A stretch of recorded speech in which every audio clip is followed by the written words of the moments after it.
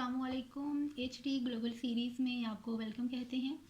अपनी previous video में हम लोगों ने लैंड रेवेन्यू एक्ट के फर्स्ट 5 चैप्टर्स जो हैं हमने उनको इस तरह कम्प्रीहेंसिवली उनको स्टडी किया कि उसमें से द मोस्ट इम्पोर्टेंट जो एक्सपेक्टेड हैं MCQs तहसीलदार के पेपर के लिए हमने उनको थॉरली स्टडी किया। हमारे जो कमिंग चैप्टर्स हैं ये ना सिर्फ एग्ज़ाम पॉइंट ऑफ व्यू से बल्कि हमारी डे टू डे लाइफ को लेते हुए भी ये ऐसे कंटेंट पे ऐसी इंफॉर्मेशन पे मुश्तमिल है कि जिनसे हमें से हर दूसरे पर्सन का अपनी प्रैक्टिकल लाइफ में जो है इनसे वास्ता पड़ता रहता है।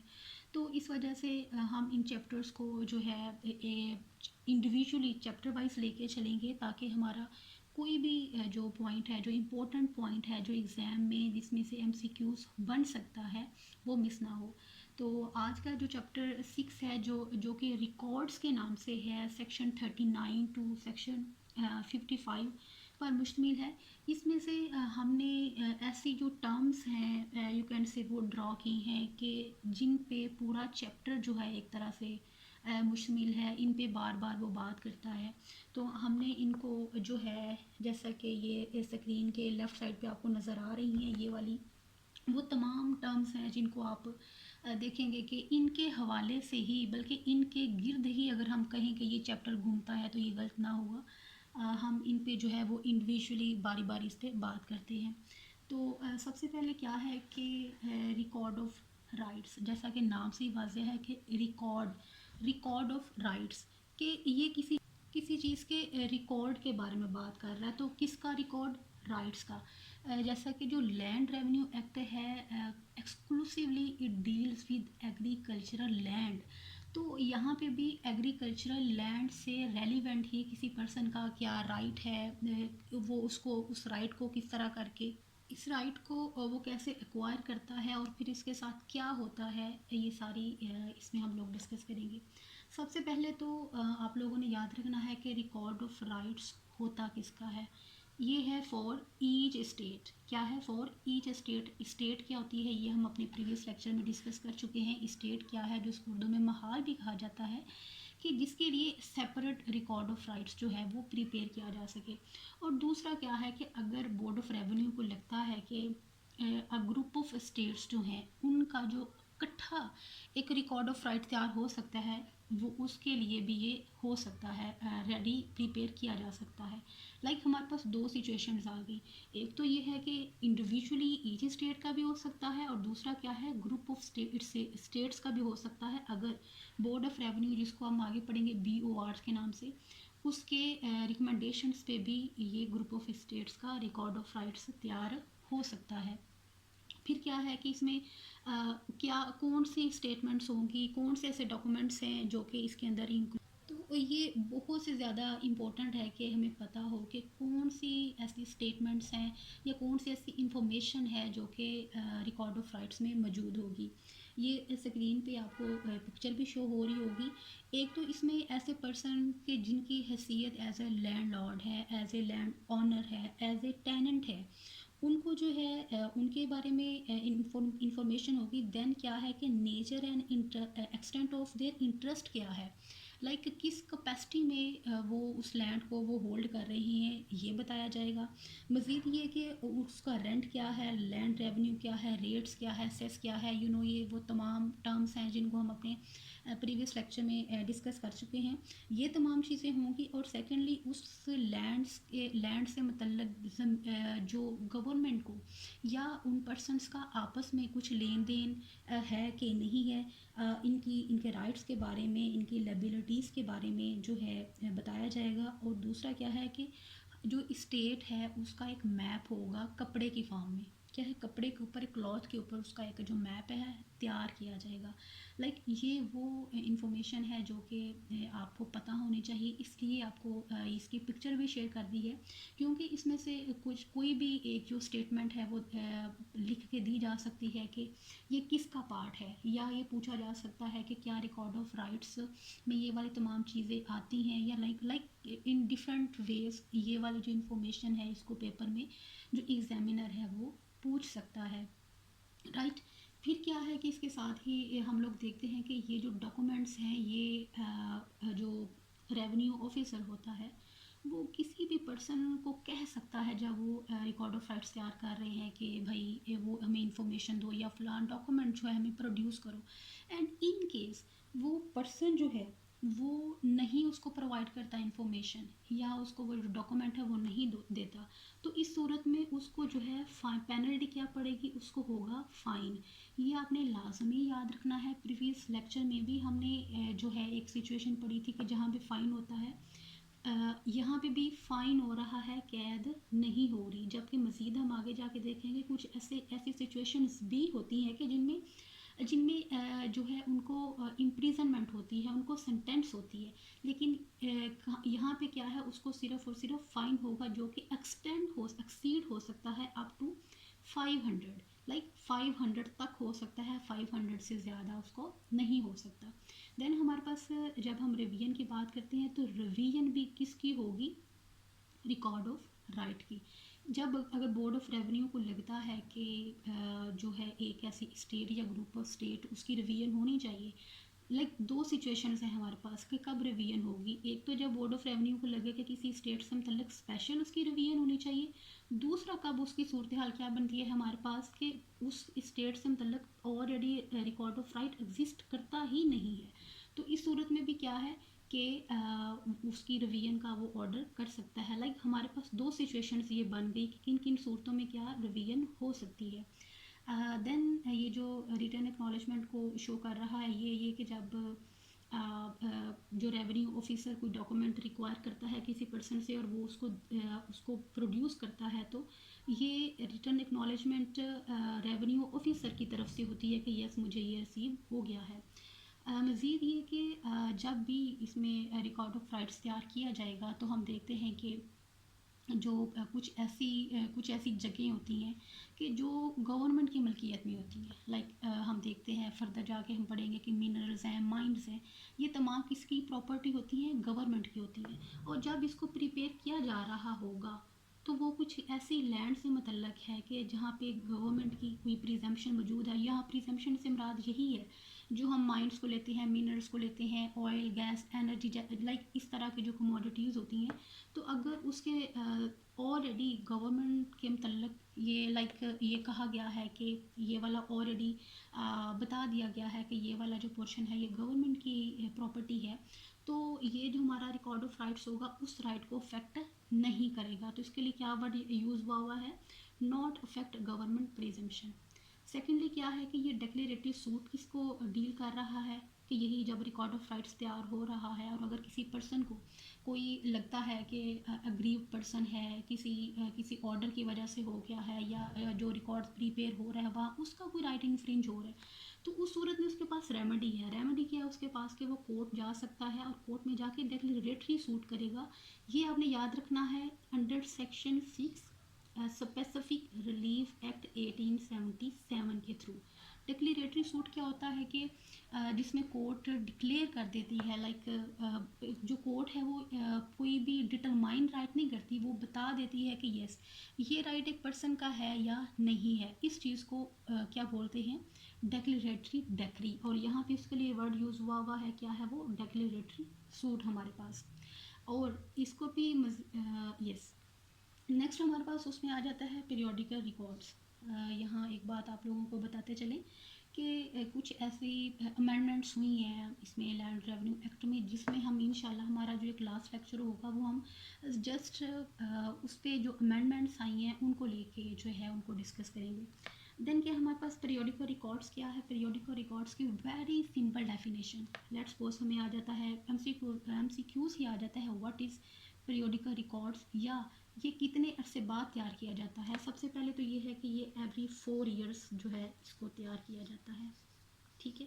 सेकेंडली क्या है हमारे पास कि ये addition of record of rights है कि जब बोर्ड ऑफ रेवेन्यू जो है ये ऑर्डर करता है कि किसी स्टेट का या ग्रुप ऑफ स्टेट्स का क्या किया जाए, पीरियोडिकल रिकॉर्ड तैयार किया जाए, और ये है क्या, उसी जो रिकॉर्ड ऑफ राइट्स होता है उसी का ये एडिशन होता है।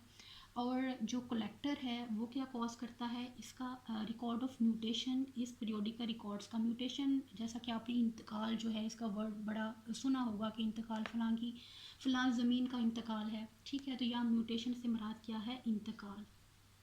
और इसमें हमारे पीरियोडिकल रिकॉर्ड्स में भी वो तमाम स्टेटमेंट्स, ये रिकॉर्ड ऑफ राइट्स, इसको हमारा आर्टिकल सेक्शन 39 डील करता है। तो इसमें अभी हमने जो डॉक्यूमेंट्स की जिक्र किया, वो तमाम डॉक्यूमेंट्स जो हैं, वो तमाम इंफॉर्मेशन जो है वो इस अंडर सेक्शन 39 के जो इन्फॉर्मेशन है वो इसमें भी इंक्लूडेड होगी। थर्ड वो हमारे पास क्या आ जाता है, acquisition of right. Acquisition of right से मुराद क्या है कि किसी आपको कोई राइट रिसीव होता है या आप एक हक के हकदार बन जाते हैं, in simple way you can say. इसमें क्या है कि हमारे पास डिफरेंट सिचुएशंस आ जाती हैं। लेट्स सपोज के इनहेरिटेंस के थ्रू जैसे कि आप देखते हैं कि जब किसी के बाप की डेथ हो जाती है तो उसकी जो प्रॉपर्टी होती है, एग्रीकल्चरल लैंड जो होती है, सारी प्रॉपर्टी नहीं, जो एग्रीकल्चरल उसकी लैंड होती है वो उसके बच्चों में मुंतकिल हो, उसका जो इंतकाल है, उसकी जो म्यूटेशन है उसके बच्चों के नाम हो जाती है। एक वो हमारे पास हो जाता है, लाइक हमारे पास रजिस्टर्ड डीड क्या के जैसे पावर ऑफ अटॉर्नी की आप एग्जांपल ले सकते हैं।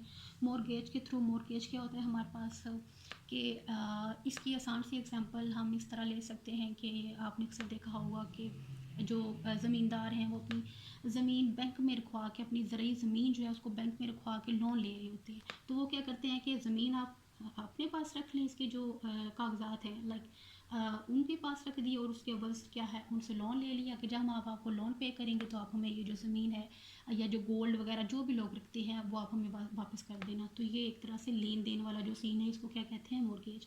गिफ्ट के थ्रू, लाइक ये हमारे पास डिफरेंट सिनेरियोज़ हैं जिसके ज़रिए से हमें जो कोई राइट जो है वो हासिल होता है। तो ये एक्वायर होने के बाद क्या करना है कि विद इन 3 मंथ हमने क्या करना होता है कि जो सर्विस सेंटर जो है, हम ऑफिशियल्स जो हैं हमने उनको इन्फॉर्म करना होता है ताकि जो हमारा अराजी जो रिकॉर्ड सेंटर है उसमें जाके हम इन्फॉर्म करते हैं ताकि हमारा जो रिकॉर्ड है या हमें जो राइट रिसीव हुआ है, वसूल हुआ है, वहाँ पे उसका रिकॉर्ड मौजूद हो।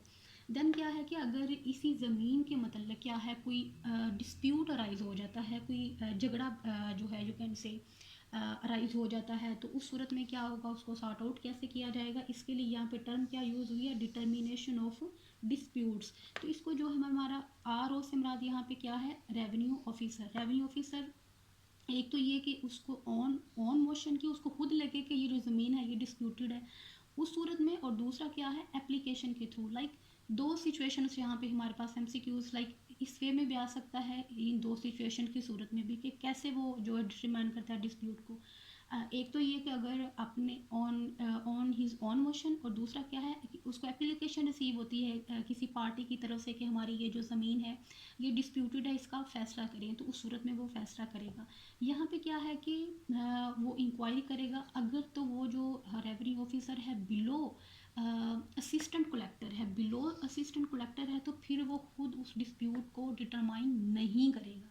क्या है, वो खुद उसको डिटरमाइन नहीं करेगा, बल्कि वो असिस्टेंट कलेक्टर जो है उसको वो मैटर रेफर कर देगा, उसको रिपोर्ट कर देगा, राइट। एंड देन हमने ऊपर अभी जो बात की म्यूटेशन की, रिकॉर्ड ऑफ म्यूटेशन। म्यूटेशन क्या है, इंतकाल। तो इसकी जो एक फ़ीस होती है, आप लोगों को यकीन एक्सक्यूज़ मी, आप में से अक्सर लोग इससे म्यूटेशन फ़ीस से वाकिफ़ होंगे कि जब एक ज़मीन एक से दूसरे के नाम लगती है तो वहाँ पे इंतकाल की एक फ़ीस होती है। अब क्वेश्चन ये राइज़ होता है कि ये कौन पे करता है। एक तो ये वो पार्टी पे करती है कि जिसकी फेवर में एंट्री की जा रही हो, एंड सेकेंडली कितनी पे की जाए, कि इसकी कंसिड्रेशन कितनी है या इसकी वैल्यू कितनी है, ये डिटरमाइन करती है हमारे पास Punjab land revenue authority.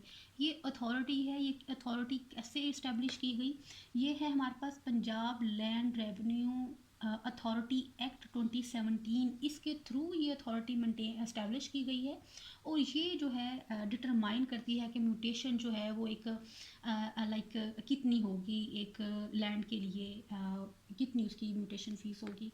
And last but not least हमारे पास आ जाती है कंपनसेशन। कंपनसेशन से यहाँ पे मुराद ये है कि जैसे हमने अभी ऊपर बात की थी कि नॉट गवर्नमेंट की जो प्रिजम्पशंस होती हैं, लाइक अगर जो गवर्नमेंट को किसी ज़मीन की ज़रूरत है, अक्सर आपने देखा कि रोड्स बन रहे होते हैं, गवर्नमेंट उसके उस एरिया में अगर कोई घर हो, लाइक इस तरह करके कुछ प्रॉपर्टीज़ हों, तो गवर्नमेंट क्या करती है, उसको ज़मीन को परचेज़ कर लेती है अगर वहाँ उसको कोई उसने कंस्ट्रक्शन करनी हो। तो अब जो लोग वहाँ पे रह रहे होते हैं या जिन लोगों की मलकियत में वो लैंड होती है, उन लोगों को भी तो भाई कंपनसेशन चाहिए ना। यहाँ वो वाली कंपनसेशन की बात हो रही है। तो वो कौन पे करता है? गवर्नमेंट पे करती है। और कितनी पे करेगी, ये भी हमारे पास अगेन हमारे पास एक एक्ट है, लैंड एक्विजिशन एक्ट 1894। इसके अकॉर्डिंगली जो है वो डिटरमाइन की जाती है कि कितनी हमने कंपनसेशन अग्रीव्ड पर्सन को जो है वो देनी है। अब ये वाले जो एक्ट्स की डेट्स हैं, और ये आप लोगों ने बड़े ध्यान से जो है ना इनको याद रखना है। देन अभी जैसे हमने पीछे बात की कि यहाँ पे फ़ाइन होगा अगर रेवेन्यू ऑफिसर किसी को कहता है कि कोई डॉक्यूमेंट दो या कोई इन्फॉर्मेशन प्रोवाइड करो और वो नहीं करता, तो उसको फ़ाइन होता है अप टू 500 रुपीज़। अब हमारे पास सिनेरियो यहाँ पे क्या है कि इम्प्रिजनमेंट हो रही है। कब इम्प्रिजनमेंट हो रही है कि अगर बोर्ड ऑफ रेवेन्यू अगर किसी पर्सन को कहता है कि मुझे डॉक्यूमेंट्स प्रोवाइड करो या इन्फॉर्मेशन प्रोवाइड करो और वो नहीं करता, तो इस सूरत में उसको कितनी सज़ा हो सकती है, विच मे एक्सटेंड टू 2 ईयर्स। अब ये जो है ना, मे एक्सटेंड टू, इससे मुराद ये है कि उसको 1 माह भी हो सकती है, उसको 6 माह भी हो सकती है, उसको 1.5 साल भी हो सकती है, इसको 2 साल भी हो सकती है, लेकिन 2 साल से ज़्यादा नहीं हो सकती। ठीक है। और दूसरा सेकंड, उसको साथ में फ़ाइन भी हो सकता है और उसको दोनों भी हो सकते हैं। अब लास्ट पे आप देख रहे होंगे मैंने लिखा हुआ है कॉग्निजेंस। अब यहाँ पे as you know there are huge audience के जिनका लॉ का बैकग्राउंड नहीं है, but they are listening our this top lecture because of their तहसीलदार पेपर। तो यहाँ पे कॉग्निजेंट से मुराद ये है कि ऐसा नहीं होगा कि कोई भी पर्सन जो है वो कोर्ट के पास जाए, भाई इस एक्स को जो है वो बोर्ड ऑफ रेवेन्यू ने बुलाया था और ये क्या नहीं, सो आप इसके अगेंस्ट जो है वो कॉग्निजेंस ली। ऐसा नहीं होगा।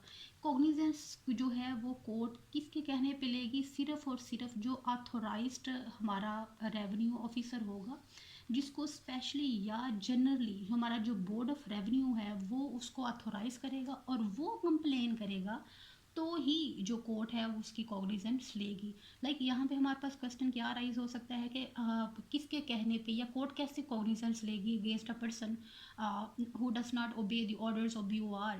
तो इन दिस केस क्या है, किसकी कंप्लेंट पे? जो रेवेन्यू ऑफिसर होगा उसकी कंप्लेंट पे हमारी जो कोर्ट है वो उसकी कॉग्निजेंस लेगी। तो ये है हमारा आज का लेक्चर, जिसमें हम लोगों ने चैप्टर 6 को जो थॉरली कोशिश की कि इसमें से द मोस्ट इम्पोर्टेंट, लाइक कोई भी हमारा ऐसा पॉइंट ना रहे कि जो पेपर पॉइंट ऑफ व्यू से जो इम्पोर्टेंट है। एंड होपफुली आप लोगों के लिए ये मुफीद रहेगी हमारी आज की ये video. So please watch it, listen it, like, and like, share and subscribe it. Thank you.